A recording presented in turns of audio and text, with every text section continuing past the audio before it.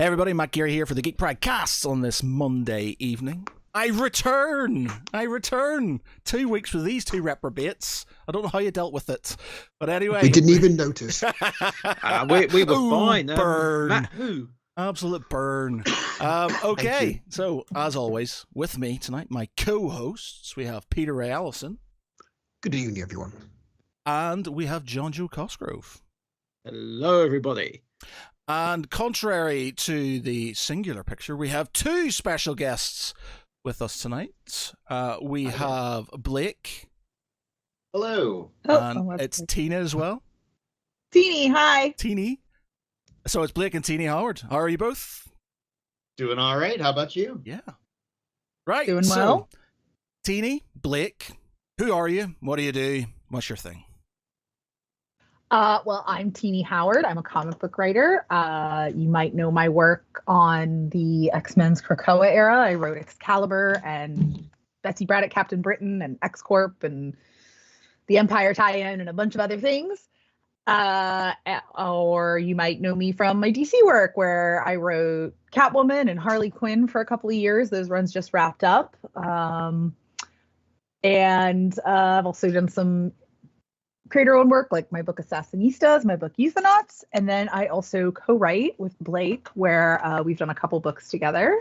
Yeah, if you've read any of the Vampire the Masquerade comics from Vault that came out in the past couple of years, we both co-wrote that together along with Tim Seeley. Then, of course, if you're a DC fan and if you've read the Punchline, the Gotham game miniseries, that was both of us as well. And if you are an Archie fan, particularly Archie horror, and you picked up the Camp Pickens horror special, I had a story within that as well, and I've got some more stuff coming out with Archie as well. We've got a Creepshow story coming out in like a week. That's also true. We also are the co-writers on one half of the Creepshow holiday special, a story called Old Lang Syne. So if you're interested in something spooky for the holidays, definitely check that out. Archie comics seems to be like a very American thing. You always hear it in the movies about Archie comics and stuff. Like it's not a. I don't think it's a thing here. What is Archie comics? Well, Archie comics is pretty much an idyllic sort of hyper idealized throwback to, well, I guess it wasn't a throwback when it first came out, but at this point it's kind of frozen in time. Of like the mid-century sort of like teen romance comics and movies that came out, and it all basically revolves around a young man by the name of Archie Andrews, who, you know, the biggest stakes within that story is whether or not he's going to go out with the blonde Betty or the brunette Veronica. Veronica, the answer is Veronica. Anyway, but you know, that's sort of been its whole thing for like decades and decades, and then sort of recently they've started leaning more into like becoming more self-aware, becoming more parodies of themselves, and so you start seeing things like, you know, horror specials where the Chilling Adventures of Sabrina, the whole Archie horror line. Right, exactly. Where, you know, we see these wonderful little Americana kids and get to see them brutally murdered and whatnot. So and then they kind of, I don't know if any of your listeners watched the Riverdale TV show, that kind of took it to like a very strange meta extreme where I didn't really watch much of the show, but my understanding is that it starts like sexy but idyllic teen drama and goes like full like Morrison Final Crisis. Right. Okay. Wow. But it's interesting because, you know, we just got back from Thought Bubble as well, and I have to say I got more people enthusiastically asking about Archie than I ever have at an American convention. Wow, interesting. Okay, interesting. Yeah. It is very interesting. A lot of people from like Northern Europe, like Scandinavian countries, super big Archie fans. Right. Wow. Okay. Did not know that was a big part of our audience, but yeah. Wow. Yeah, So, and sorry, Carl. what came first for you guys? Did the writing come first, or did you meet both and then start writing? Okay. Well, we actually met, and this is our own sort of, I guess, Origin story. Geek pedigree. Yeah. We met LARPing, live action role playing. Wow, almost 2 decades ago at this point. We were at a campsite, and I was like 18 years old and had just, kind of been enjoying this whole freedom that came with being a young adult, and I decided to spend that freedom going and playing make believe in the woods and hitting people with weapons. It was a great time. But we met there and we kind of became friends, and from there became more than friends, and we've been together ever since. Yeah. I think to be clear about the dynamic during which we met, Blake was a noble, sweet Shakespearean type knight. Yeah, and I was a horrible nightmare witch. Opposites attract. They say, if they love you, you're worse. Like, I have a type. That's must be things like my I play a Song of Fire and Ice tabletop miniature, and there's a guy there who plays, and him and his missus, like she's always there, and they met playing LARP at Empire in the UK, and the thing is that we've had a couple of people on the podcast as well who said they met their other halves while LARPing. So there you go. Well, excellent. Yeah. I feel among my people then. Yeah. It's like, at least then you're not going to get into the relationship with any like weird secrets. It's pretty much like the weirdest thing about it, like, right? It's like, it's like, well, here I am. This is what I do on weekends, by the way. And I mean, to be fair. So what drew you both to LARPing, out of curiosity? Oh, I mean, I've always just I've enjoyed role playing. When I was a kid, I loved playing make believe, and as I grew older, my interest became less in not playing make believe and more playing make believe just with more confined rules. Yeah. So people that want to play things like misery and fighting, not just like the fun stuff all the time. right. So of course, I got into like Dungeons and Dragons and stuff like most role players. That was my first introduction into it. And then, of course, got really into Vampire the Masquerade, which consumed my life. But I don't know. I guess also, I was involved in theater a lot when I was younger. So I really always loved the like performing aspect of role playing more so than just kind of like the, what's on my character sheet style thing. So it came really like it was really intriguing to me. Plus there was also kind of this like, I don't know, almost kind of a mystique because of just how much of a nerdy pariah it would make you. And like nerdy pariah. Right. Like, and so even amongst nerds, among nerds, right? Like, there's hierarchy. Yeah. Yeah, it was like back then. It was like you could, be a LARPer or a cosplayer, and those were the words. And now it's weird and we were to both, seeing how mainstream cosplay is. Yeah, now it's cool. Now there are influencers. Right. But yeah, so I ended up going to this event, being like, I'll probably hate it. It's probably gonna be like really cringy and make me like just hate myself. And no, turns out like I wasn't the coolest person there like I was convinced I was gonna be. There were like lots of other people there. I was really, really into it. Nowadays, I think that's a young man's game, and I'm a little I'll decide to let the kids have their fun. But yeah, at the time, I don't know. It was just a great way to spend a weekend, and I felt like it was something nobody else was doing. Yeah. It was like $40 and you it was like $40 and you got to get out of your parents' house for the weekend. Right. Like Exactly. No better deal in town. For me, sorry to talk over you, Peter. I never got into theater as a kid. Like I did some plays and stuff, but I never became like a real theater kid. And it was because I don't like the like performing, saying lines, that I don't like getting into the character part of it. I don't know, something about that never appealed to me, but I have not really any stage fright. I like public speaking. I grew up as a nerd. I love D&D. My dad wanted to name me Arwen, like I'm a second generation nerd. Sorry, just really quick. There's an IT girl in my work who I went on a call and I clocked her name and I went, "You're called Arwen." I said, "Is that a Lord of the Rings reference?" She went, "Yeah, my dad was a massive and she nerd." works in IT? And she works in IT, my and dad's I was real like, daughter. "Wow, that's cool." Oh my God, I'm going to tell my dad that and he's going to be like, "That's my actual daughter." He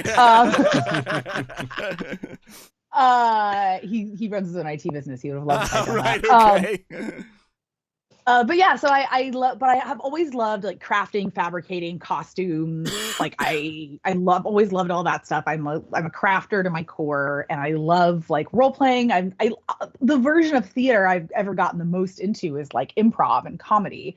And so to me, theater was like, or LARPing is like a combination of getting to make things and getting to be out in the woods away from reality and getting to do like weird improv.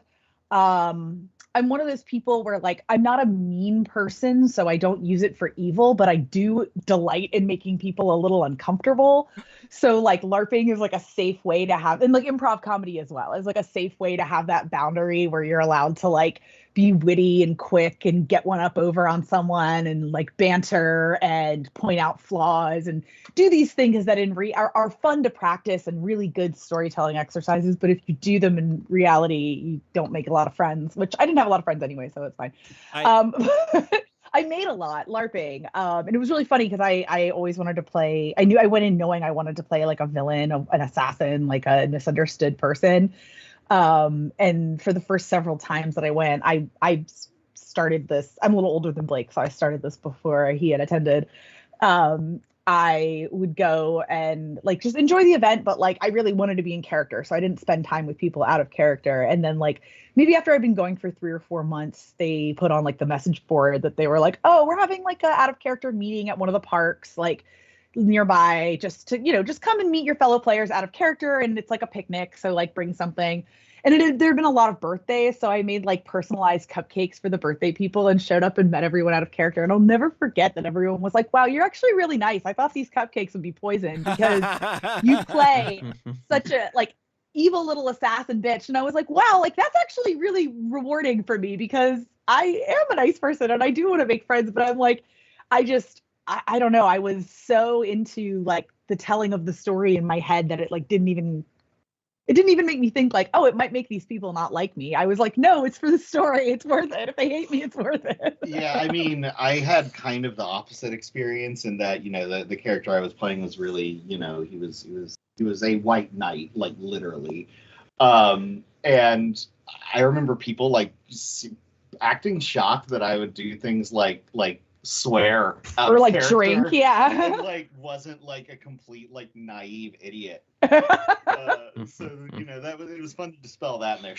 Yeah, we were actually out of character a lot more alike. I am super boring when it comes to my my role playing game sort of selection and character creation. Everybody he always has to be a warrior. He always has to be a goody two shoes. I can't bring myself to even be bad guys in games. I have massive guilt complexes. Like if I do anything bad, I feel bad about it. So even if I can't do it. So like I'm always just a more hyper version of myself, like who I would want to be. And I can't do the sort of I can't do that the asshole angle because I feel really guilty. What does it say about me that I'm like you in video games, but in reality I don't care? Like I won't make the NPC mad, but like if I'm LARPing or like at a role playing table, I'm like, oh, I'll be horrible to everyone. They know me for real. But like the video game character, I'm like, they only know this version of me. Like, they think I'm really a bad person. Perhaps that though is a good segue to talk about like Vampire? a game that is about being a bad person and struggling with that. I mentioned it before, but really, being a goth at heart, Vampire the Masquerade is what really grabbed me as a role-playing game. Largely because more so than being about like go into the dungeon, kill the boss, get the treasure, level up. It's more struggling with your with your inner self, and the part of you that wants to remain human, and the part of you that gets louder every night that just wants to kill and eat people. I always found that to be very, very interesting. Yeah, it was very much a game based on. It's not about killing the monsters, it's about surviving the night. And there's got the finding a family amongst this world of darkness and working together against the machinations and conspiracies of everything else. Right. It's, it's gothic punk in that, gothic in that it's sort of about this slow eventual decay of both yourself and everything around you as you, an immortal monster, sees everything that was once human and normal about you just eventually wither away over time. And then of course the punk aspect, because the way that I suppose the game was originally meant to be played, or was originally written, is you are at the bottom of the pyramid of this massive power structure that has been in existence for hundreds of years, and the only way to shake it up is to throw a Molotov cocktail at somebody. Well, and I think the true gothic punk thing of it too is also that you spend your nights planning for these things, but none of it matters because you're just a beast, and that reflects the very human thing of are we all just fiddling away time before we're dead? Is that just cheerful on the stream today? But yeah, it's the same mindset, right? Of you can risk your own life to become prince of the city, but who cares? You're just a bloodthirsty beast. You're just fiddling away time until you become and even if you win, God won't let you die, as we saw with Cain. So yeah, there's a defiance in it that is unmistakable. It doesn't matter what you do, but the fact that you do is the punk. It's you are defiant because you are. And it's just there's something unique about it, which you don't see in any other games, which is what appealed to me, especially at the time. I mean, Vampire the Masquerade revolutionized role-playing games back in the 90s. I mean, there was nothing like it. And then that came along, pretty much every other game was just completely shook to its core, because it presented something entirely new and different. And to be fair, the hobby needed that. It was stagnating. And and there's so much about World of Darkness that just makes it into the way I tell stories. There's so much that game, those games do to, the concept of magic as something that you do that both takes personal sacrifice but also undoes part of the fabric of the universe is such a fundamental magic idea that makes it into every time I write about magic. There will always be backlash. Yeah, that right, but you can't just sacrifice, because no matter how, your will does not overdo. Your will is powerful, but does not overdo the cost. Yeah, the cost and the collective reasoning that forms the fabric of the universe. Or in Vampire, Blake and I are working on some other horror projects right now that we can't talk about yet. But one thing that I find myself always saying when we pitch is personal horror. That's the personal horror of it. You can write a story about, vampires coming to get you, but it's not a story of personal horror unless you're and I'm afraid if they turn me, I'll become a monster like them. That's personal horror. Mm-hmm. It's not just what beasts are outside, it's what do those beasts say about you. The Babadook is exactly the Babadook is a great example, right? The Babadook is not a scary movie about a monster coming to get your child. It's a scary movie about being trapped with something you're responsible for that you don't understand and are coming to hate. Yeah, that is that film completely underrated, and it's not a lot of people have seen it. And I watched it Halloween, not a few Halloweens, many Halloweens ago, and yeah, it's I like films, horror films with levels, and like you said, it's not really a horror film, and technically it's about dealing with grief. I think that's the sort of the sort of thing, sort of the subtext. Yeah, the subtext behind it and stuff, but it's got a horror sort of facade to it. And I love stuff like that because it gets you from all kinds of different angles. It's the same with and I've mentioned it a few times, but there's it's a film called Ghost Stories, which used to be a play, which is now it's a film with is Martin Freeman who played Okay. Yeah, Martin Freeman and Paul Whitehouse is a comedian from the UK. Used to be in the Fast Show, and it's one of the guys. Do you know Darren? You know Darren Brown. You know the Hypnotist, the mentalist guy called Darren Brown. Okay. He does sort of like he's quite well known. I think even America. He basically does a lot of sort of like he knows how people's brains work, so he can basically manipulate people's brains by doing certain things. And he's got a lot of series where he'll basically do stuff and people won't know he's fucking with their brains, and they'll do things, but he's literally got it all sort of kind of written out. He's really, really clever, really good stuff. But the guy who did his stage show is in the film. Do you know a thing called The League of Gentlemen at all? Have you ever heard of The League of Gentlemen? So one of the guys who wrote The League of Gentlemen, he is the main kind of guy, and that he also helped write it.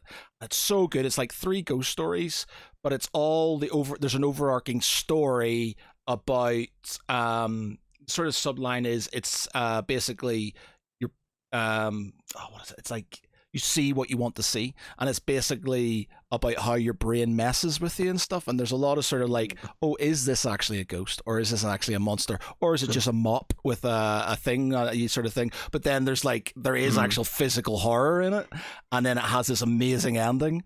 And those sort of horror films I just absolutely love, like where you can really like think deep into them and stuff. You know, just amazing. Oh, sure. Yeah.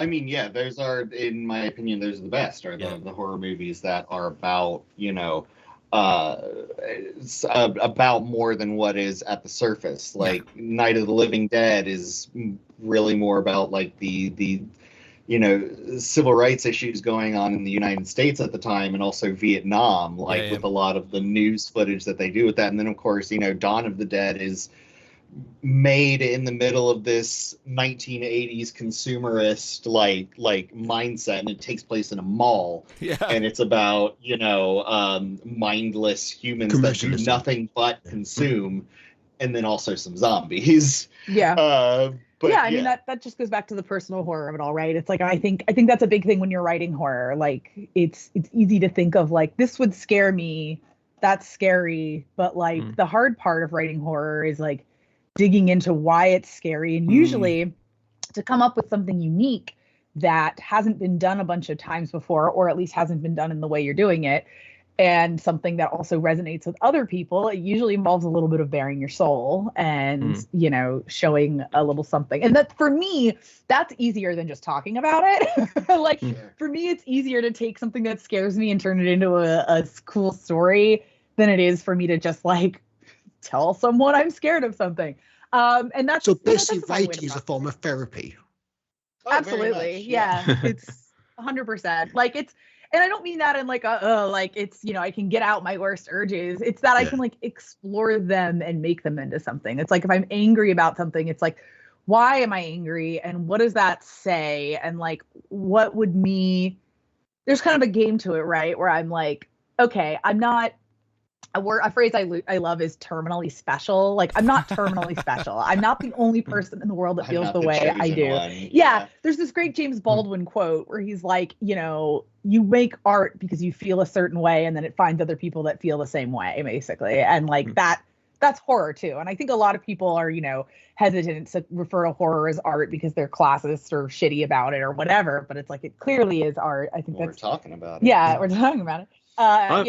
Everything that we create is art. Video games are art. Doodles are art. Baskets are art. Fursuits are art. Whatever you make, it's art. And like, you're saying something about you and who you are when you do it. It's just a little more explicit and cerebral when we write. But I mean, like, Blake and I are big Stephen King people, and he's like the master of having a hard fucking time and making a really good book out of it. And I think you can learn a lot from his work. Where like you always. Like you get the feeling, I think, when you finish one of his books that like the horror is still there, but you get the returns having changed of the protagonist, and understanding that they have maybe not conquered their fear, but they're looking at it in a new way or with new knowledge. Come to terms with the fear more than anything else. Yeah. Yeah, I mean, come back to like vampire. I mean, in games in general. I mean, I think games like role-playing games can be our works of art as well. I mean, if you look at them now, like the stories that they can be told through these games is art.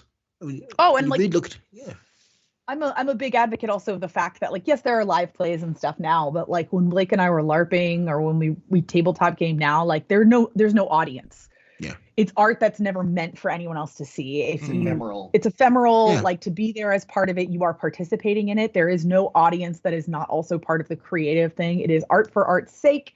You make it, you love it. Sometimes something comes of it, often nothing does, and it's just like a social exercise with your friends. And I'm like, I don't know. I just think that's great. When I'm not doing that with my friends, I like to watch movies. I just like to make stories and take in stuff with my friends and talk about it. So you know that song, was it called? Is it called something like Me? What's the song called? Oh my god, it's got like 1 billion. It's got like a couple. You know what? I'm gonna have to Google it right now. So basically, the guy who wrote it. What am I gonna say?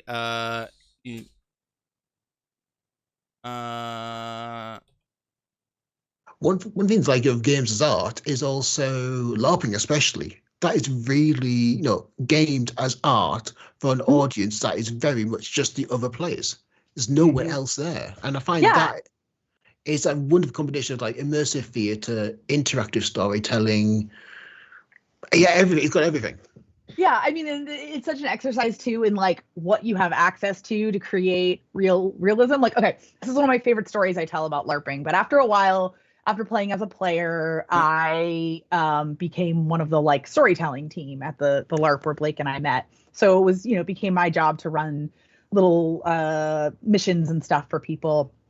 And I had one where I had a group of players who were like basically like artifact historians, and I wanted them to be able to find some really cool stuff. I remembered that when I had been a player, a friend of mine had made this huge, amazing prop out of part of a pizza dough stir he stole from his work at a pizza parlor.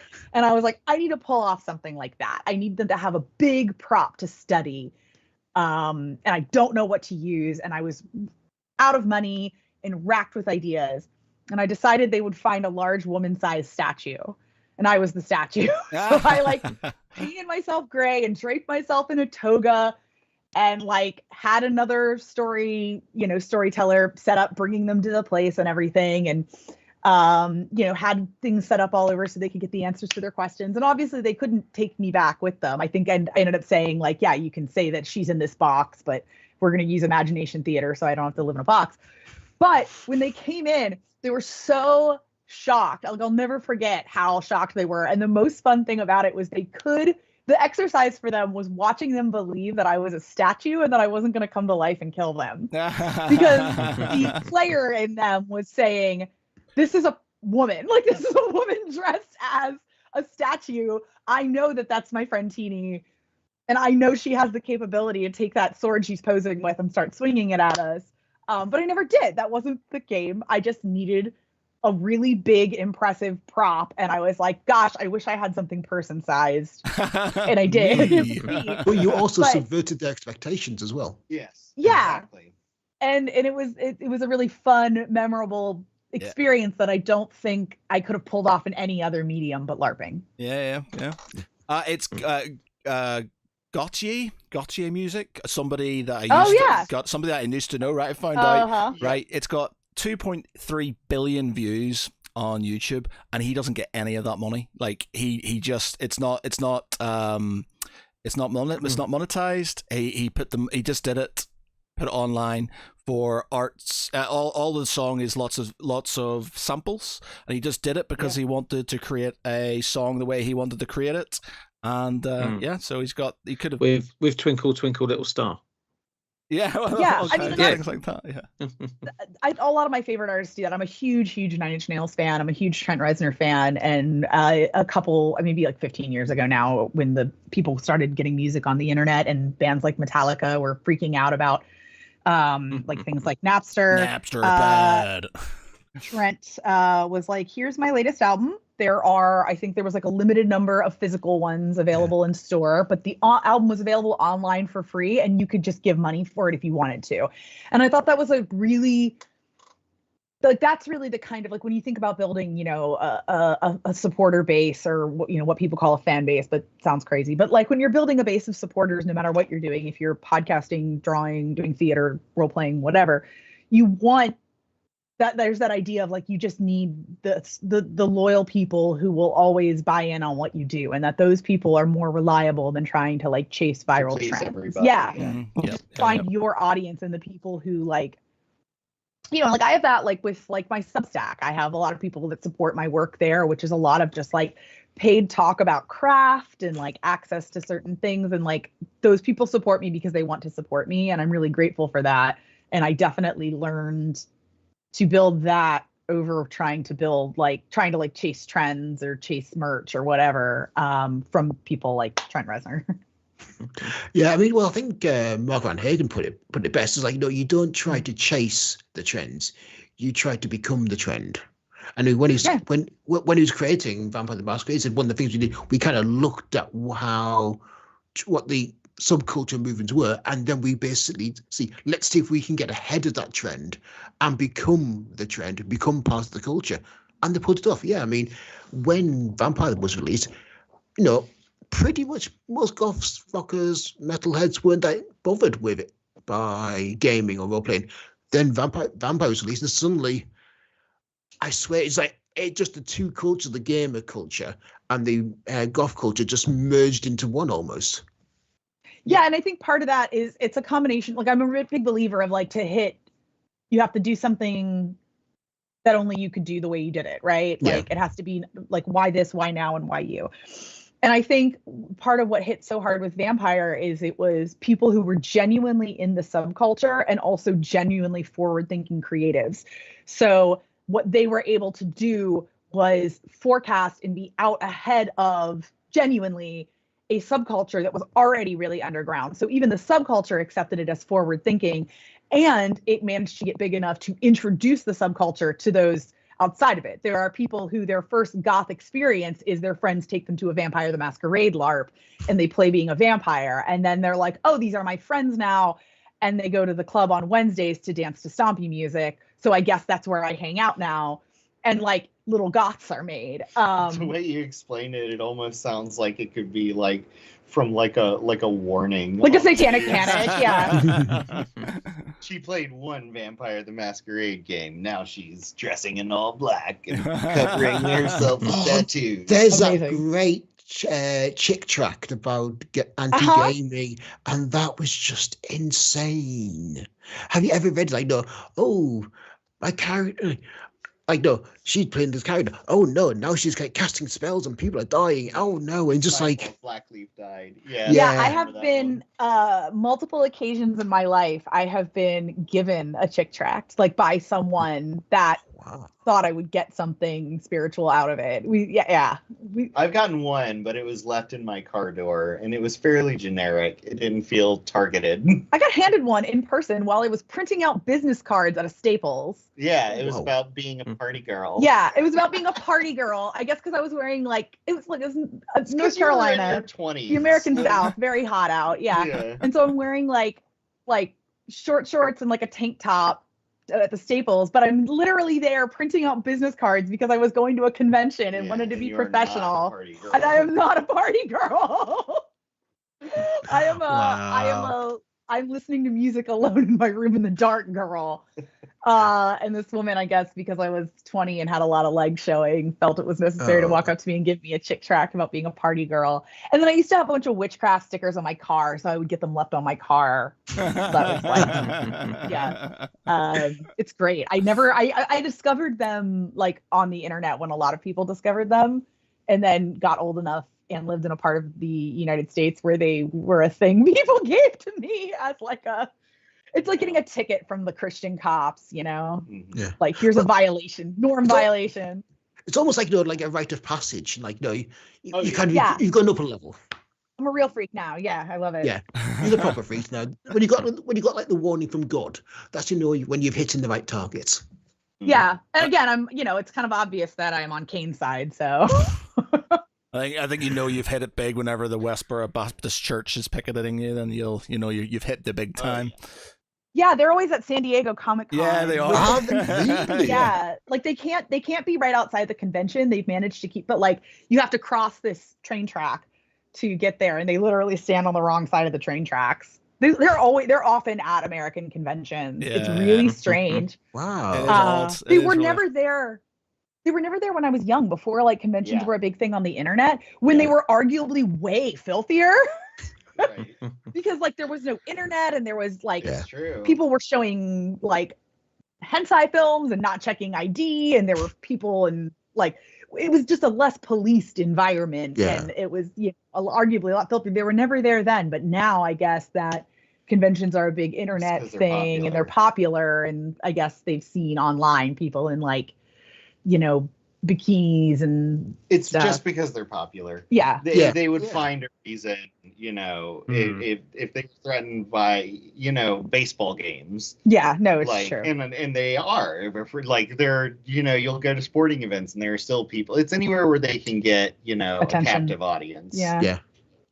Have you ever Did watched you- the Louis Theroux documentaries he did with them? Yeah. He's fantastic. I love his stuff. He really is. He's just like, he's got that sort of he's got that sort of thing where he's trying to, he feels like he's trying to understand, and he's got that sort of very quintessentially sort of dumb Englishman sort of feel to him, where I think that it lulls them into this sort of sort of false sense of security.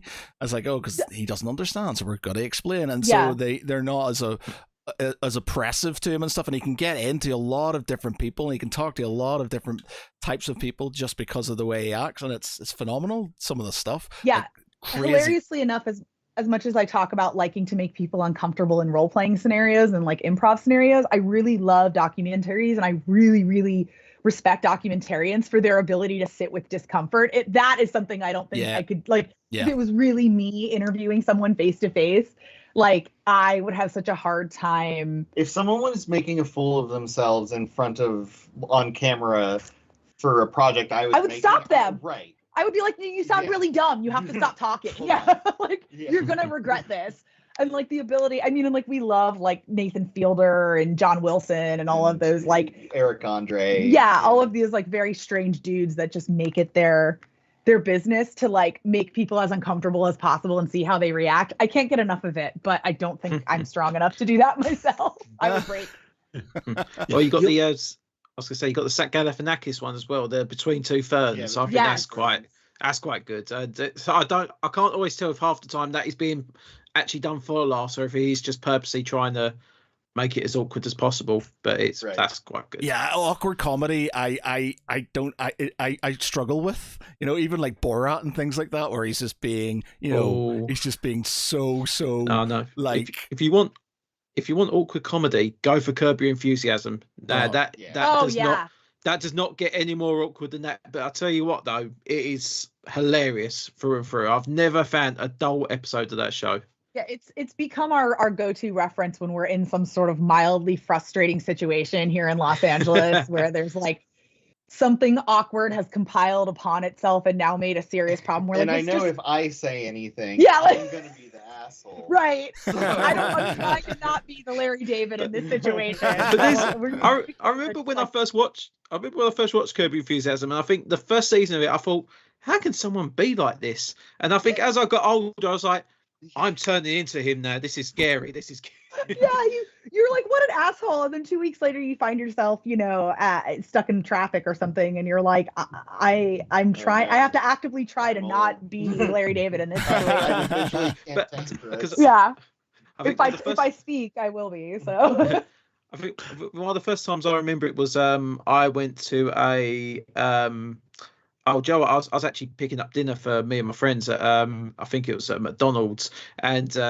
we were I was in the queue, and this guy in front of me, he's just gone like big handful of all the straws that are there, and I was collecting for four of us, and I said, why are you taking all them straws?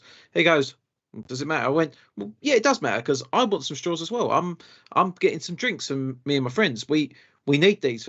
He goes, well, I'm sure you can get some milk. I went, no, you don't need that many. You've got about 12 straws. You've only got one drink. And I thought, oh God, yeah, I'm definitely becoming Larry David now.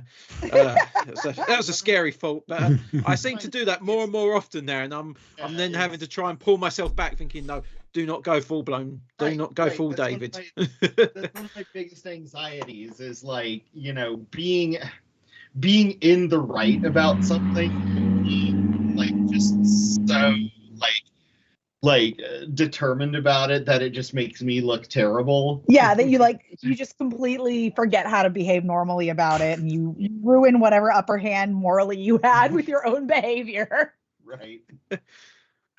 Yeah, you've played VTM, Vampire the Masquerade. You've LARPed. And to be fair, you've written Vampire the Masquerade comics. Have you ever LARPed Vampire the Masquerade? I have. And, you know, I've got to say, the only ones that I've really, really enjoyed are the ones that I've run. Okay. And I think, honestly, a lot of it is just because of I've just had bad luck. Like, I am someone who's really, really, really into immersion. Like, I think that, honestly, is one of the things that does separate LARPing from just make-believe. And a lot of the games that I've gone to, you know, I've done the whole 9 yards, or it's like, okay, I'm going to play this Nosferatu, and I'm going to, like, you know, cover myself in toilet paper and liquid latex to make it look like I have these, like, horrible, like, growths coming off of me. I've got, like, these long fingernails and whatnot. And then I show up, and it's just, like, at somebody's house, and, like, they're, you know, they're, like, little yappy dogs are walking around, and everybody else is, like, in, you know, graphic T-shirts and whatnot. And, like, I get not everybody has the means or the funds to, you know, if you're a Ventru, to, like, dress yourself in an Armani suit. But, like, there's a certain amount of verisimilitude that, like, I need to have. So unfortunately, you know, I've never really had a good experience playing a Vampire the Masquerade LARP. However, I have noted that apparently the 2025 By Night Studios game is going to be in LA. So I'm a little interested in maybe, you know, dusting the fangs off and checking that out. Oh, absolutely. We did get to run one once privately for some friends. We decided to run a small vampire game, and a friend had his family had an amazing house in the Virginia countryside that it was like a castle. It was it was literally like a stone. It had stone walls, and then there was like this huge. There was a pool house which Blake used for like a Nosferatu cave. Yeah. But it was a lot. It was a lot of fun, but we really went like all out. Like we had like multiple costumes, and we had a whole like setup for, you know, all the different factions to be there, and everyone had faction goals. It was just the two of us. Yeah. So we ran around like chickens with our heads cut off. Literally, just imagine those chickens putting different wigs on top of their bleeding head stumps to play different characters. But, you know, one of the great things about that situation in particular, and I think is one of the great things about like role playing and any sort of collaborative storytelling, is that we had like a plot line that was laid out for the evening, and we had hit every single one of those beats. So we were, by all accounts, wrapping up. But then one of the players was like, I want to do this thing, something that was a very, very brash decision to make, but one that was like, okay, well, this will be really cool. So, you know, I basically pull her aside and I'm like, hey, I know we're wrapping up, but somebody wants to do this very, very stupid thing. What do you say? And well, if it's stupid, we have to. Yeah, but, you know, and we have to let the players be stupid. Basically ended up becoming like the most memorable part of the night for like everybody involved. And that wasn't something that we had planned. It was something that was done at the, you know, initiative of a player. And we couldn't think of a reason for them not to. You know, I think like I don't run a lot of games, but I do really like when I collaborate with other people. I guess we should talk about comics a little. when I collaborate with people and stuff, I'm like, I'm always very like, well, what do you see? Where do you want it? Like I had an editorial meeting with some editors this morning, and like I had a lot of fun where there were 2 beats in something I'm working on that literally my editor was just like, flip. What if we just flip that upside down and make it do the other thing? And I was like, I love it. It fixes things, you know, it plusses things up. Because I think that there's a lot of, you can get some great story tension if you let sources from outside your own head actually get in and give you a foreign idea, right? Like you know. Yeah, I know that. Sorry. I know that. Oh no, you're fine. I was like, I know myself that it can be easy to like recycle ideas without even meaning to, or like beats or patterns, you know, that you like in stories. And so having like editors or collaborators who are just like, you know, and then that's part of why I like role playing too, right? Like, I mean, having a player say, "Hey, let's do this with the story," is like, okay, yeah, let's do it. So we've been running D&D game for 4 years now, is it? Well, Pete. 4.5 years. 4.5 years. And I've been DMing it for that whole time. And it started off where I was creating everything. Like it was just sort of like, you know, just pages and pages of stuff, maps, like sort of lots of decision trees that could do this. And I found out pretty quickly that it don't work. That doesn't work. But also you get the best story whenever you just go with the flow and you let them sort of create their own story with them. So you give them, you have an angle and then you see where they go with it and then you react to it. And I found that I'm just a very reactionary DM. Like I have a concept, I go with it. I've got like a middle and sort of start, a middle and end, and I let them sort of kind of go in that direction.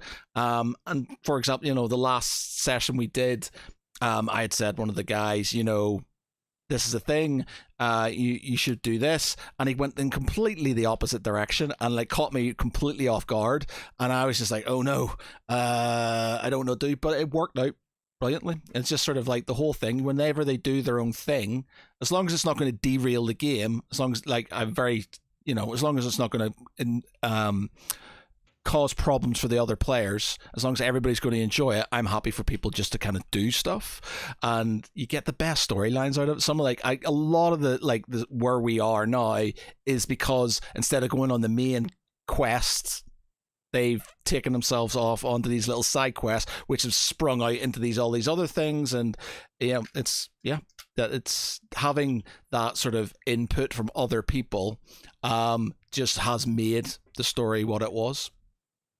Yeah, one of my favorite like writing theories, you know, is it's something from like Matt Fraction's old Tumblr that he used to post writing advice on. He talks about it. He's like thinking about stories like a road trip, which is like you have a general idea of where you want to go and any stops you have to make along the way, but like leave room to like be like, oh wow, the world's largest ball of twine.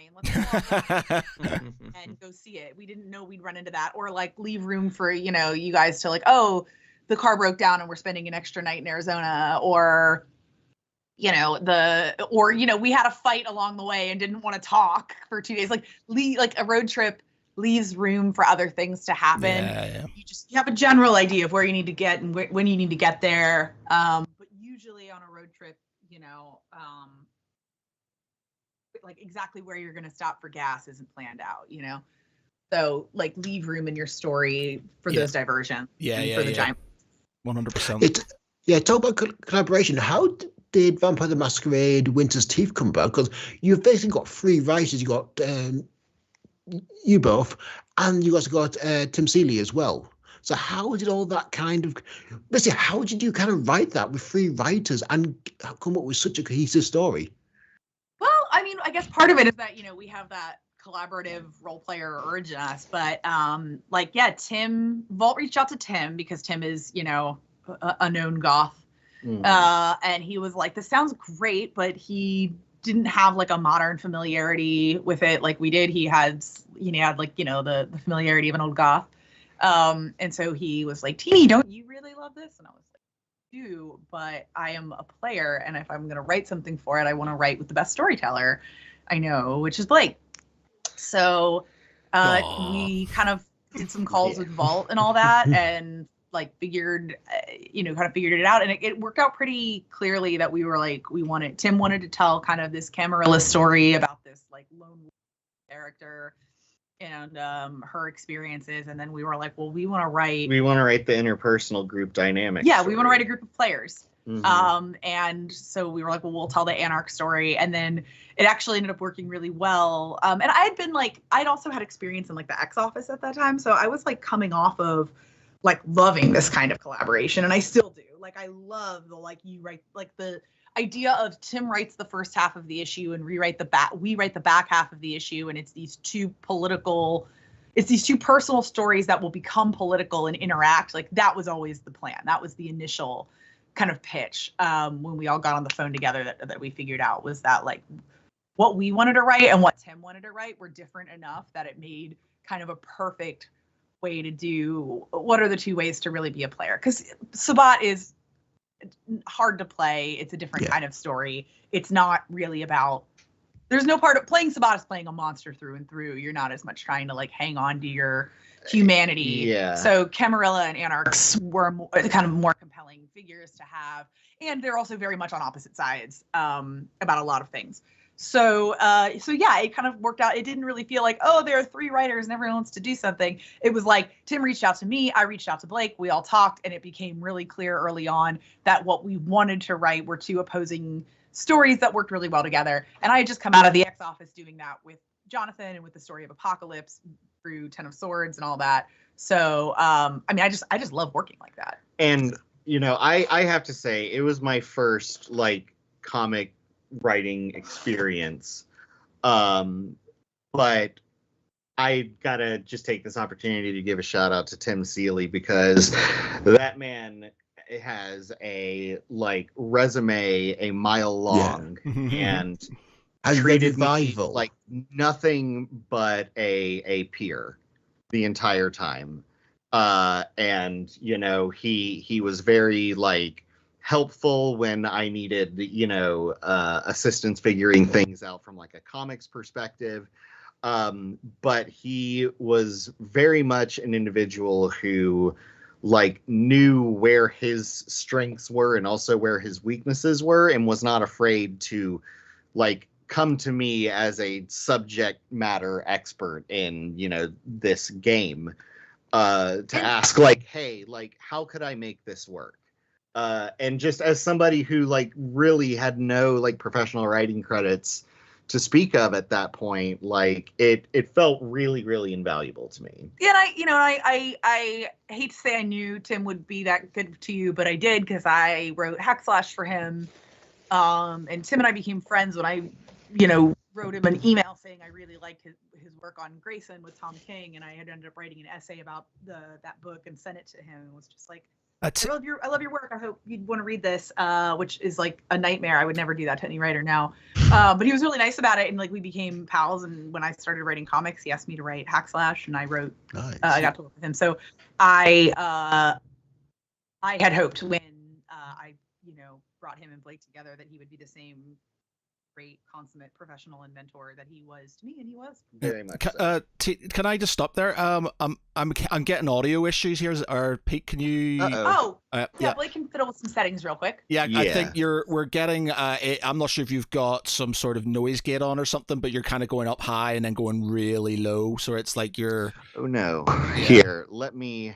So you're zoning in and out. Mm-hmm. Here, let me turn off the auto noise cancellation. Test. Yep. Sounds better. Yeah. Oh, okay, excellent. Gotcha. Yeah, Skype had a auto noise cancellation I wasn't aware of, so right. Okay. Just switch that up. Yeah. Okay. Cool beans. Nice. Sorry about that. Carry on. No problem. No problem. I was done. Anyway, Tim Seeley. One thing I was going to ask was like, also, you've got three writers, but you've just got then Paradox Interactive, who are the rights owners of Vampire the Masquerade. Mm-hmm. Also saying, and like they've got obviously an extra oar in the boat. So, what was it like working with Paradox, and were their edicts kind of like restrictive in any way, or were you given essentially free reign within the universe?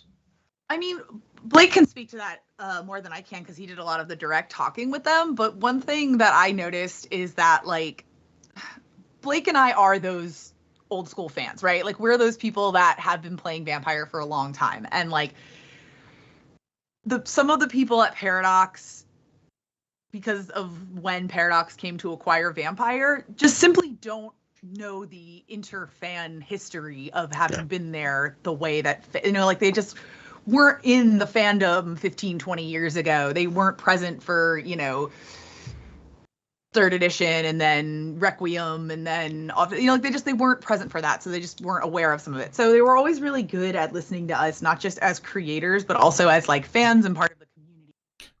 When we were like, that dog won't hunt, we think, because they did this in an earlier edition and people hated it, like that kind of thing. And they were really open to the stuff Blake did regarding the rules. I'll let you talk to that. Yeah, that I would say I had a lot of correspondence with them because I wrote some of the Blake, I'm just going to stop you there again, man. You're doing the same things happening where you'll start talking and then you'll go really low down so we can't hear you. So I'm not sure if you've got. All right, let me try one more. Let me try one more solution here. Yeah.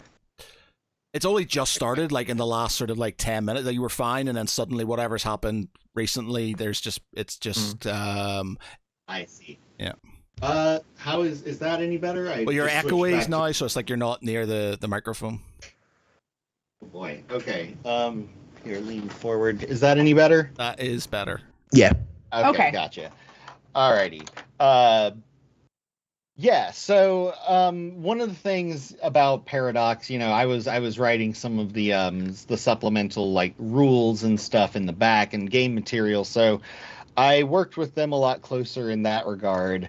And so, like Tini said, yeah, there were definitely a lot of parts where they, you know, were surprisingly, like, I don't want to say deferential, but, like, receptive to certain things that, you know, I wanted to bring in and maybe weren't, like, 100% on board with, but then I could, like, kind of cite, like, examples where this has occurred within the lore beforehand, or things of that nature, and then, you know, they would basically just be like, oh, okay, well, if there's precedence for it, then sure.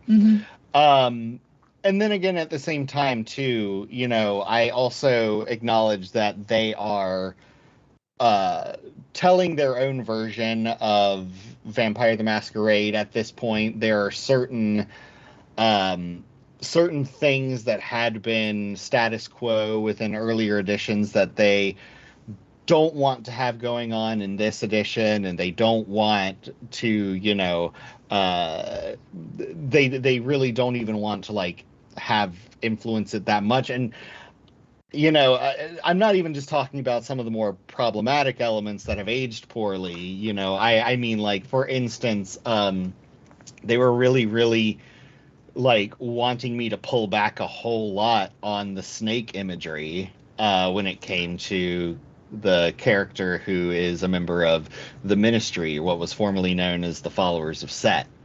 And that was really, like, bizarre and puzzling to me. But for whatever reason, they were like, yeah, we don't want to lean on that too much. Yeah, we want it to be Ministry, not Setites, which, you know, it's an adjustment for us, but that's, you know, that's part of working with a licensor, is that you're like, okay, well, let's see if we can, and the story, you know, still works. It's just an imagery thing. It was just an adjustment to us as old school fans who were like, but they have snake eyes. Right. Their power is called Serpentis.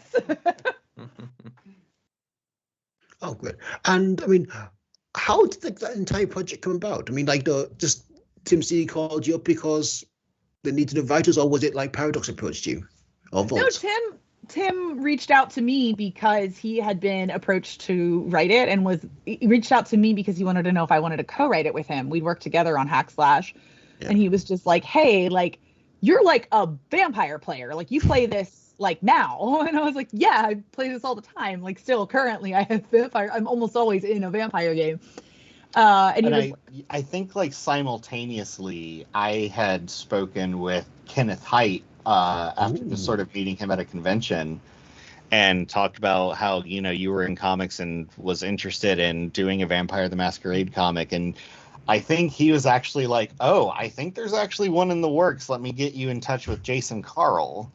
And kind of through those three prongs, you know, we just kind of got brought on. Yeah. We just kind of ended up knowing, and then which was great because then, you know, Blake was a known quantity to some of the vampire guys, and I was known to the comics world, so made us, you know, a good team. And it wasn't like they needed more writers. They were just like, Tim, do you want to do something with this property? And Tim was like, yeah, but I want to reach out to some writers. Mm-hmm. Oh, so this guy basically all kind of came together. I mean, that kind of goes back to my initial question. Like, how did you all kind of get into writing in the first place?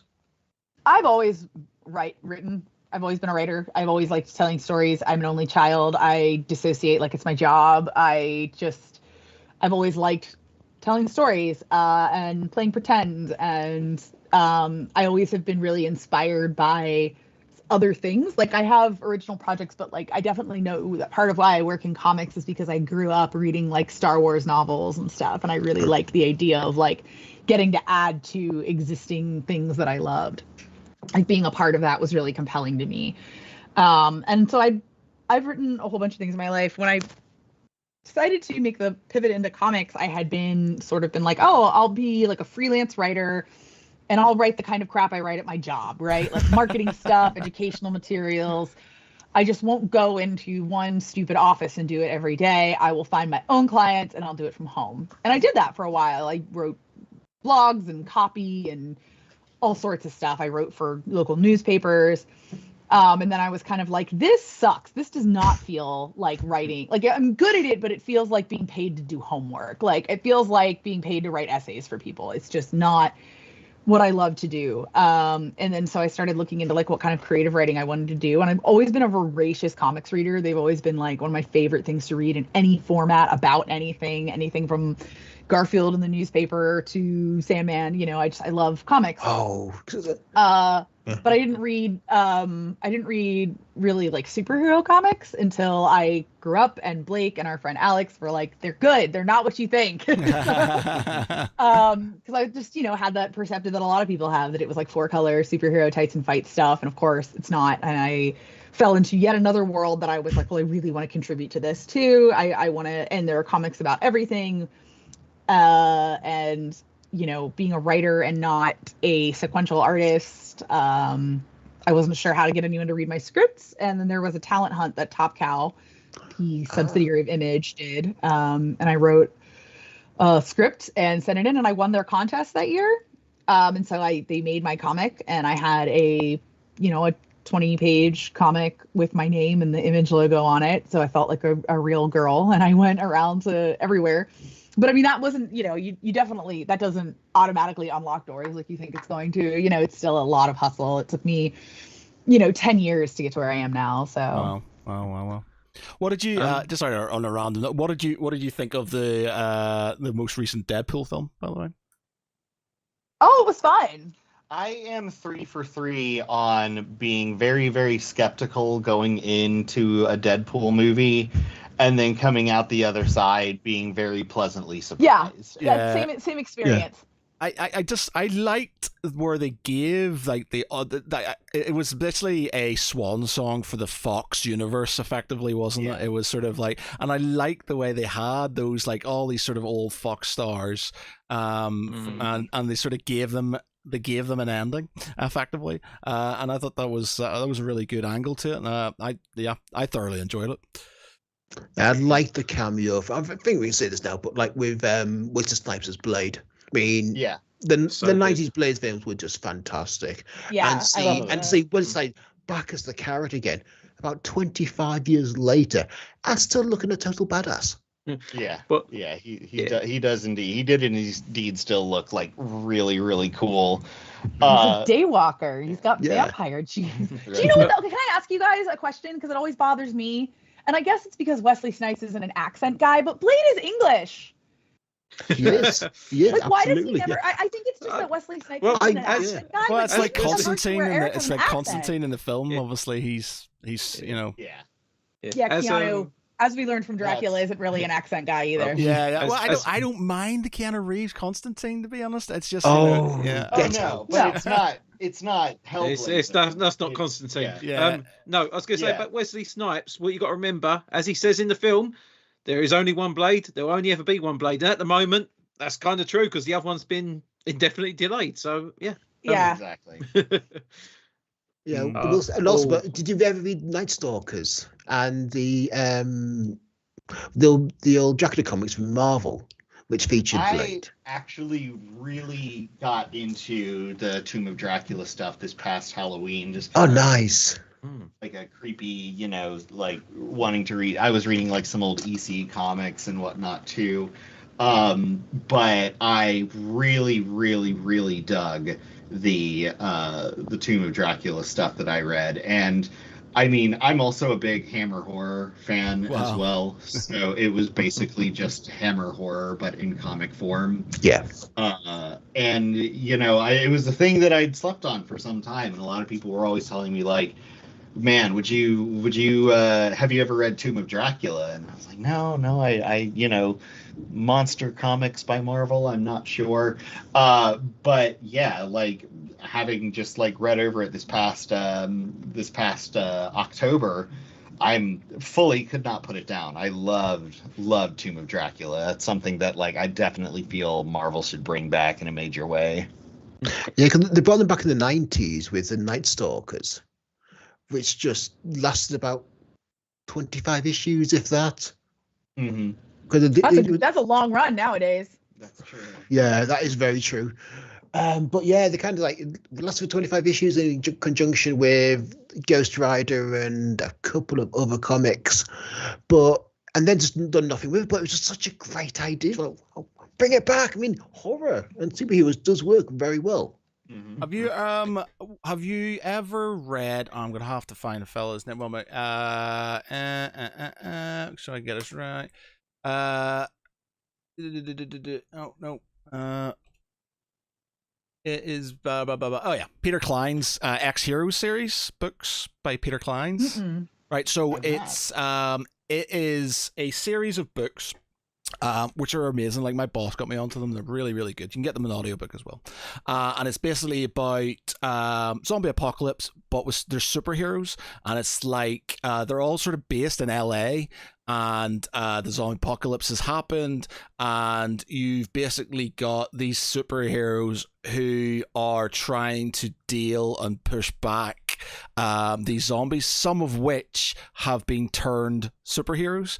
And like there's one who So basically, it's Marvel zombies. Then that's what it sounds like to me. Well, yeah, it's basically you've got it's just sort of like this compound, and then you've got these like main superheroes, and they've got like you've got their sort of like real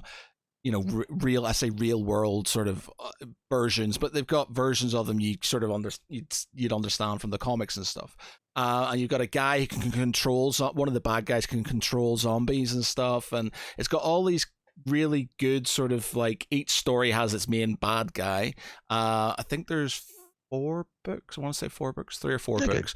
But they're really, really compelling. Like, I didn't think I'd like that because I'm not a massive sort of zombie apocalypse sort of kind of sort of guy, but like they're really good. They're really good. There's some really good angles, and the whole like, we're superheroes, we can do what that doesn't work like that. There's sort of things that can stop them, and there's they're really good books. Worth a read. Okay.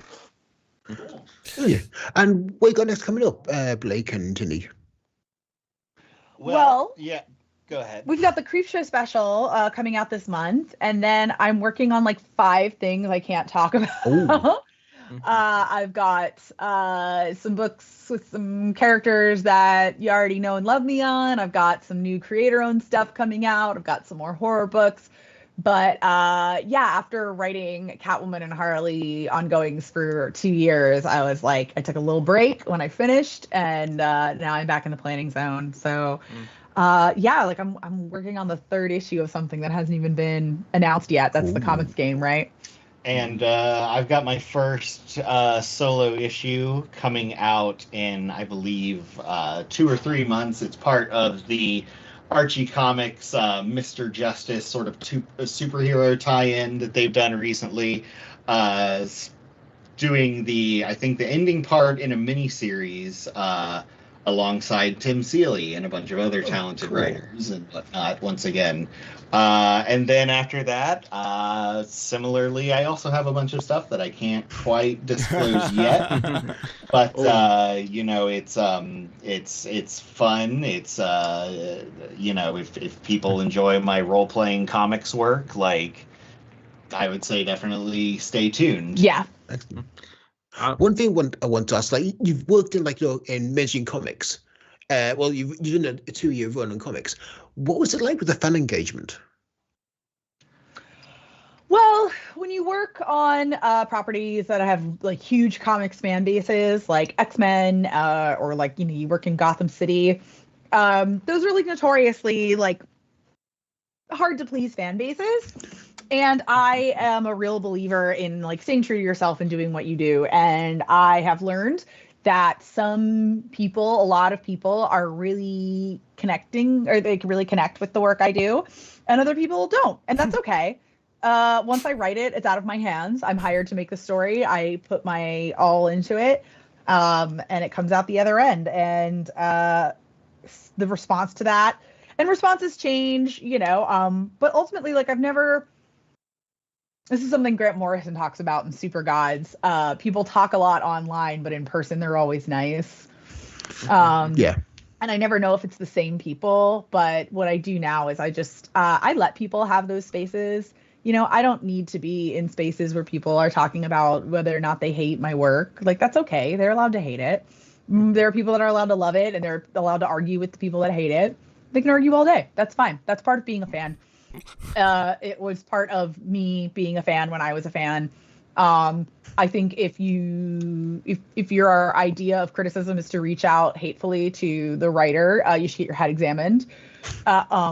If you think that certain unchangeable things about people, like their gender or their race, affects their writing in negative ways, you should have your head examined.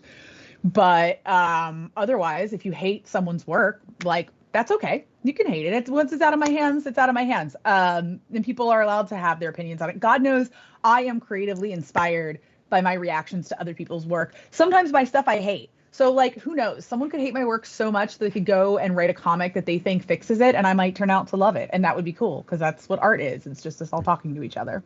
I was just going to say, because you mentioned like the comics you've written for, and I did say that one of them a few years ago was a continuation of Excalibur, which is just, I mean, I read the older Excalibur books a long time ago. When you were doing Excalibur, obviously bringing back Captain Britain, Betsy Braddock, all these characters, how much do you get to put your own input to the story, and how much are you given of a guideline when you was creating that one? And was there a flying teapot? And was there a flying teapot? There was no flying teapot, but I did make sure that Kitty Pryde has her hot tub in the lighthouse still in issue 2, because Kitty Pryde in the bathtub is always my favorite, like, recurring Excalibur joke.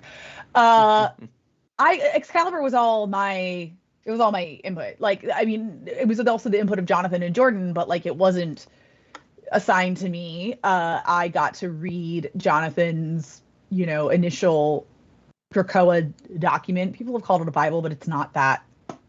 It's not that. It's not as written down as a Bible. It's an outline. Pitch and like theory and stuff. Like, a lot of it was like like what makes Krakoa different.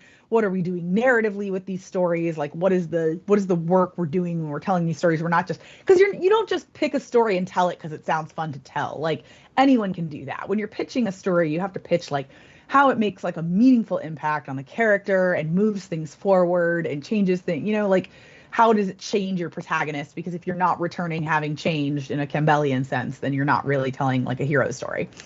So, but I read all of Jonathan's stuff, and I kind of wrote this essay back that was kind of called Ex Magica.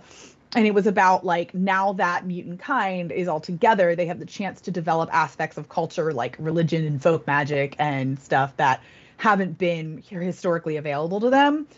And Psy was kind of earmarked to do a lot of religion stuff with Nightcrawler, so I didn't want to, and I wasn't going to touch that. So I was out of Nightcrawler for my Excalibur, which was a bit of a pity. But the character that I really focused on when I came into the room was Apocalypse. I was really like, what do you get for the boy that has everything? And I think like I wanted him to become like a scholar and like a seeker of knowledge, and to unlock for mutants these, this new realm, this new way of looking at their abilities, this new form of study, these circuits. I wanted him to do all of that. And when we came in the room and we sat down, there were a couple like, hey, right off the bat, there are a couple mutant,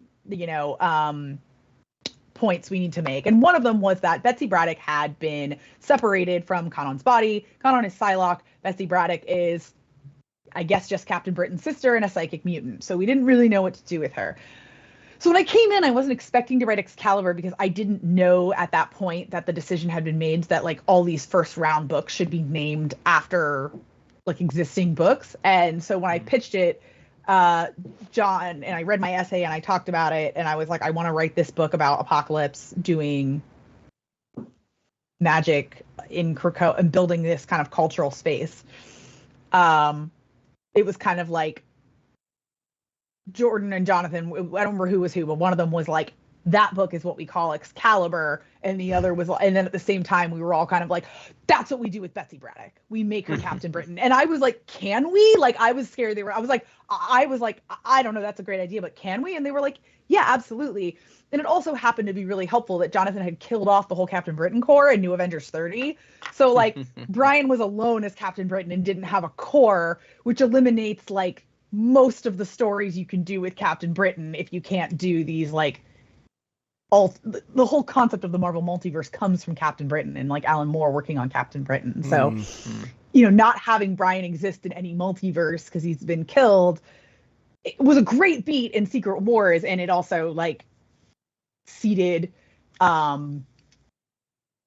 this perfect fusion of Betsy needing somewhere to go, Brian having no core.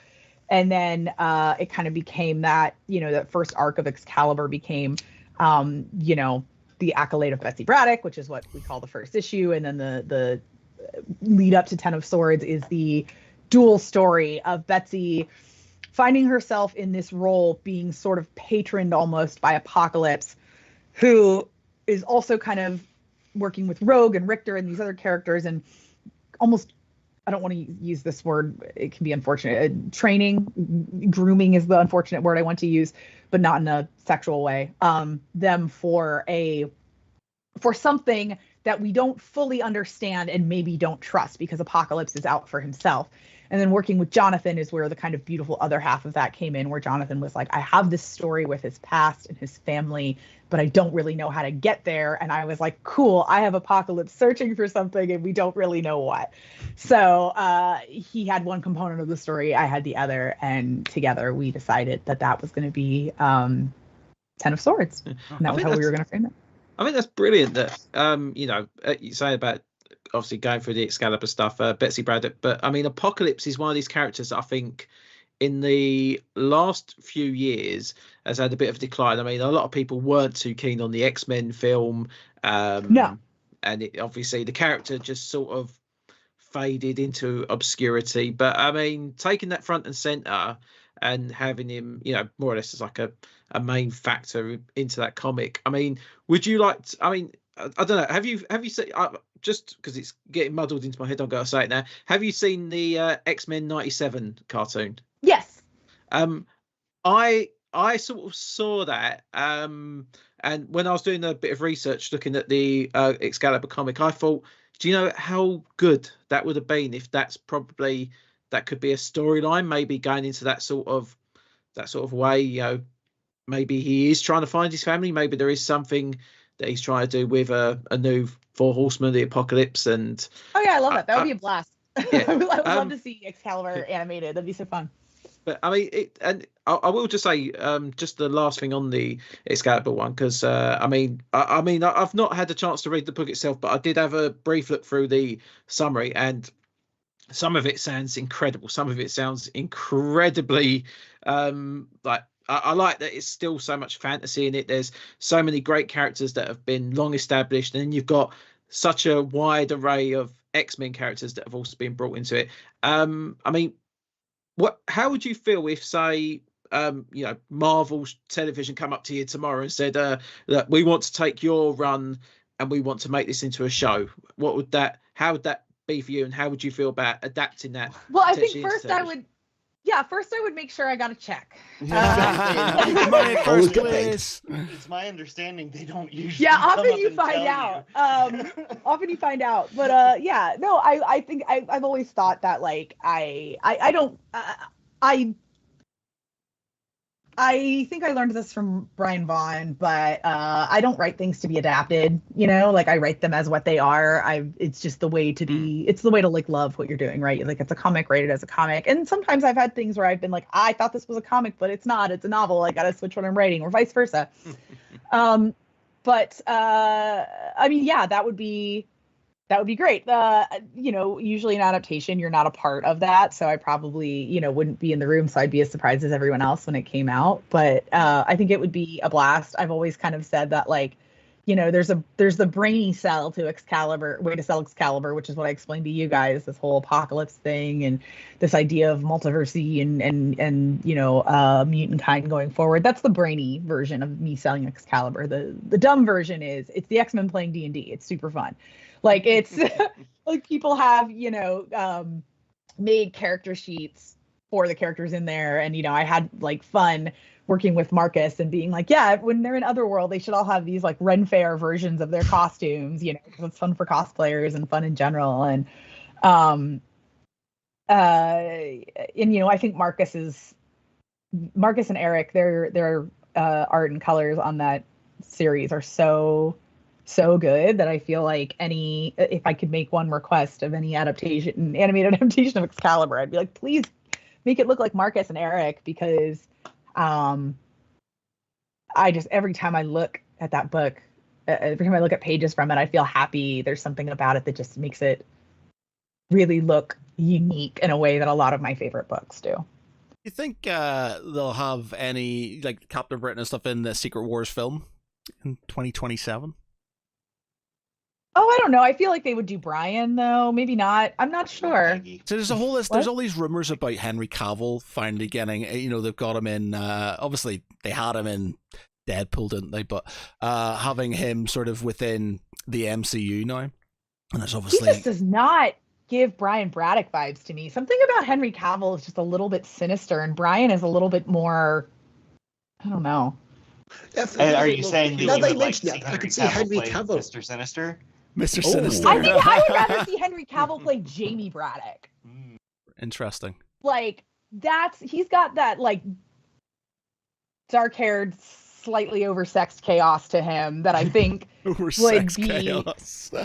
be a Jamie Braddock vibe. He just doesn't get. I mean, I get it. He's an actor. He acts, but like he just doesn't. He doesn't give Brian Braddock to me. But they can cast him as Jamie.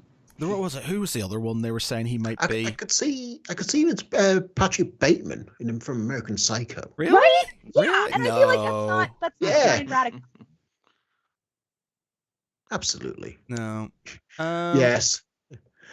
Yeah. Anyway, one last question. What's it like? I mean, obviously, you're married, but also you write together.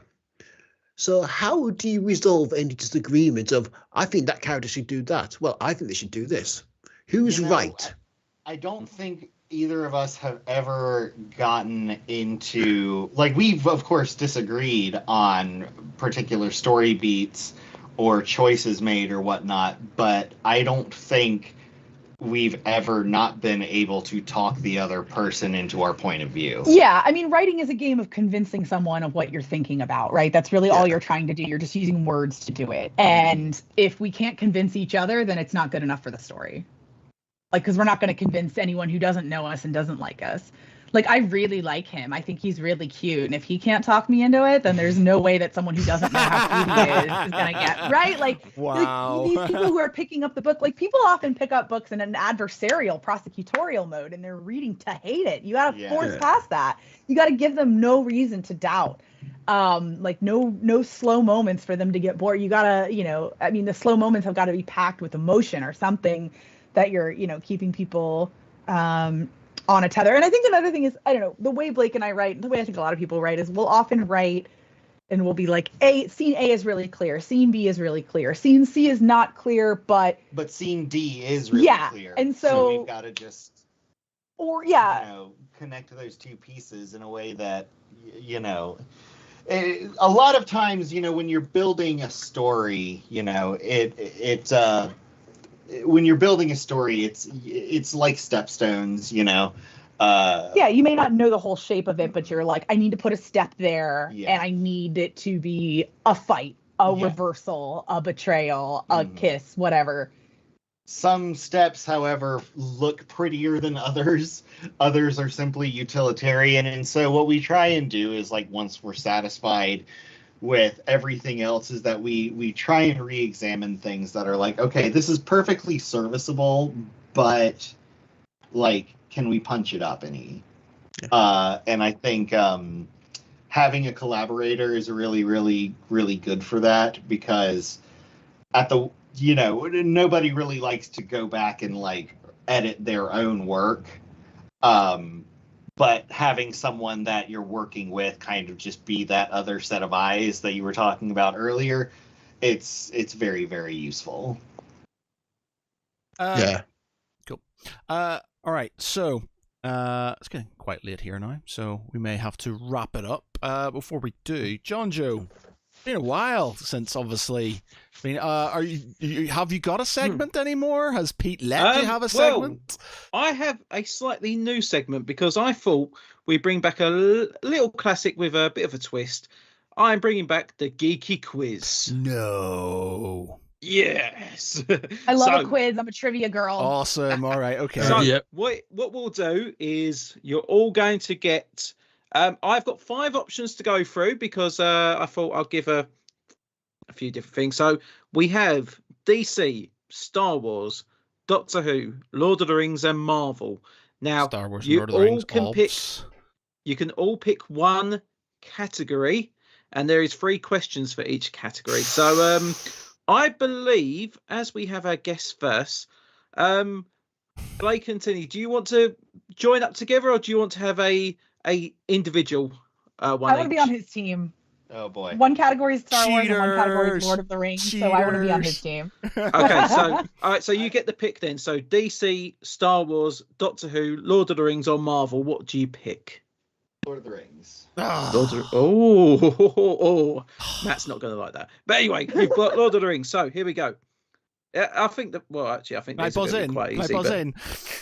What's my buzzer? JonJo, what's my buzzer? You can buzz in. You can buzz in if no answer is given. So, question number 1: how many rings are said to have been given to the dwarfs? 7. Correct. So I thought that was a bit easy. In the film The Fellowship of the Ring, which character takes Frodo to Rivendell after he is stabbed? Arwen. Correct. In the movie, in the book, it's different, right? Yeah, I know. In the book, it's different. Yeah. Do I get extra points? No. Yeah, I like the research, but no. Releasing in December 2024, and I'm sure I'm going to butcher its name, the new Lord of the Rings film, The War of the Rohirrim, will feature archival recordings of which actor?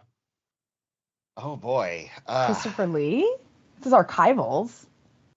Is that your answer? Good guess. We'll go with Christopher Lee. Christopher Lee is correct. Yeah. Hey, all right. Apparently, like potential recordings from Two Towers and Fellowship of the Ring, which have been reworked to work with the film script. So, guys, you got 3 out of 3. Our Christmas plans are to see that movie, among others. We like to go to the movies a lot over the holidays. So yeah, I'm looking forward to it. I think it's going to be really good. I was hoping to go and see it on the day of release, but my friend who we normally do cinema trips, he wants to go and see, for some reason, he wants to see Kraven the Hunter first. So, is that coming out over Christmas? It's finally coming out after 16 months of delays. After Madam Web, I checked out. Madam Web is one. Do you know what? I've compared Madam Web to The Room. It's one of them films that is just so bad, I can't help but laugh at it. It's so awful. But all right. Peter, you are next. So your remaining categories: DC, Star Wars, Doctor Who, or Marvel.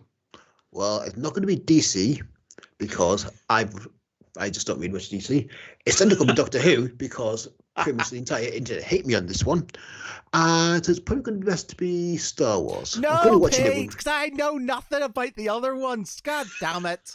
Star Wars and Lord of the Rings are my thing. And then you guys are Matt, taking shush. Shh. Well, Matt, next time you can go first. Okay, so we are going Star Wars. So, Peter, your first question: on what planet is Rey living on at the beginning of Episode 7, The Force Awakens? Peter, you see that? Right? Peter, Jakku. Matt, buzz in. Yeah, Matt, I think that was Matt's buzzer. He just went Jakku. Yeah. That Jakku is correct. 1 point for Matt. Question. If you Question get all three of these number 2. questions right, wrong, Pete. Yeah. Question number 2. Darth Revan is the lead character in which 2003 video game? Knights of the Old Republic. Correct.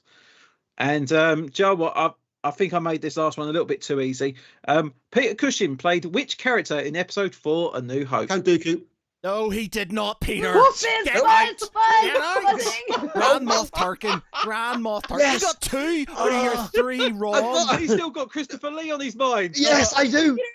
Get out. Peter, I'm so shocked that you did that because I love Grand Moff Tarkin because I'm such a Peter Cushing girl because the Hammer horror films. He's a goth legend. He used to wear slippers on set. He wouldn't like wearing his boots, so he used to wear slippers. With the kids. It's been great. So okay, so Matt, you can either try and go for the lead or at least get to and beat Pete. So your remaining options: DC, Doctor Who, and Marvel. I know nothing about Doctor Who. You know what? Marvel, Matt. Marvel and DC. Ends if it's comic books or films. It's a bit of a mixture. I'm gonna go for Marvel, I guess. Okay. All right. Under protest, I should have had Star Wars, Peter. All right. Question number 1. In Captain America: Civil War, who assassinated Howard and Maria Stark? Oh, that would be the Winter Soldier.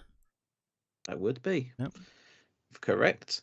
Question number 2. Who directed the 3 Ant-Man films? Oh, no. Paul Rudd was just on something.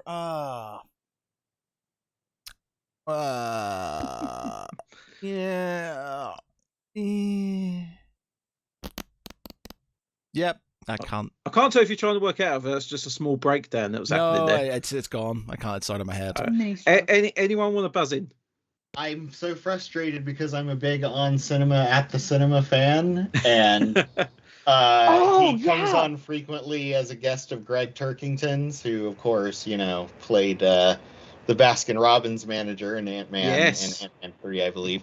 But it's not the other guy. Josh Gad is the Fantastic Four guy who they also talk about. I can't remember. I didn't remember this one. You might have stumped us all. We're gonna have to pass. It is Peyton Reed, yes. Peyton Reed, yes. Peyton Reed, yes. Who has made a fair few films, but I think the Ant-Man films are obviously his biggest contribution. Or Bring It On is his other big film. Yeah, and the Jim Carrey film Yes Man is also one of his films. Okay. Yeah. And as we all know, brought on last minute because Edgar Wright didn't want to make Ant-Man. So, yeah. That's right. He was going to do that. Yeah. All right. Matt, your final question. Who co-created the character Venom with another name I'm going to butcher, David Michelini? Haven't got a clue, man. Don't know. Couldn't tell you. Pass it over. Would that be Todd McFarlane? It is Todd McFarlane. Yes, nicely done. I actually did know that because he was on like a video recently where he was talking about it. Yeah. Okay. So Todd's a good dude. Blake and Tini Howard are our winners. Hooray! Hey. Arguably, all right. I get the moral high ground, okay? I was chosen last. I got 2 of Pete's questions right, and one of my own. I'm calling the draw, all right? I'm calling the draw. Joe, I really feel tempted to do a tiebreaker for you two for second place, but I'm not gonna. Okay, a Doctor cool. Who question, because that would be just hilarious. Oh, do you know what? Let's just read one Doctor Who question, because I've got to see if anything does spring. Oh, God. I've seen one episode of Doctor Who ever, but I've Yeah, watched all of Torchwood. I wrote for the Oh. BBC an article called "Who Cares About the Doctor" for the 50th anniversary. I remember Doctor Who reading fans that love article. me. I remember I was talking about Doctor Who, and then all of a sudden Pete went and just sent a link to this. I was like, okay, I'll have to read it. Okay, come on, this nice easy one just to finish off then for Doctor Who. What is the name of the home planet of the Time Lords? It is. Oh, I actually know this. Riley? No, What was it? It's Oh my god. Gallifrey. Gallifrey. Oh, Gallifrey! Gallifrey. Yeah. is Gallifrey's correct. the only planet Yeah. name I know. Riley's in from Lovecraft. Yeah. So Matt, you tried getting the moral high ground, but you still lost. You threw it in the air as well, and you lost. There you go. Right, okay, I was with just gonna that, say that too. with that humiliation, that rank humiliation on my own podcast, there you go. No respect these days. Right, okay, so Sorry, I love to win trivia. Brings out the beast in me. Yeah. Well, yeah, it's been an absolute pleasure, guys. I appreciate your time. It's been really Yeah, thank interesting. Thank you for having us. And good luck with everything in the future. Hopefully, you can come back on and talk about some of those undisclosed things that are in the pipeline. Absolutely, yeah. Of course, Peter, it was so nice meeting you at Thought Bubble. Thank you for inviting us. Yeah, great meeting, and thank you very much for signing my copy of Winter's Teeth. I mean, I love the comic, I love Vampire the Masquerade, and you absolutely nailed it. Well, thank Thank you you. so much. All right. Well, thanks very much, everybody, for tonight. I've been Matt Geary. With me have been my co-hosts, Peter Ray Allison Good night, everyone. and JonJo Cosgrove, Take care, friends. and our special guests, Tini and Blake Howard. Cheers. Cheers. Thank you, guys.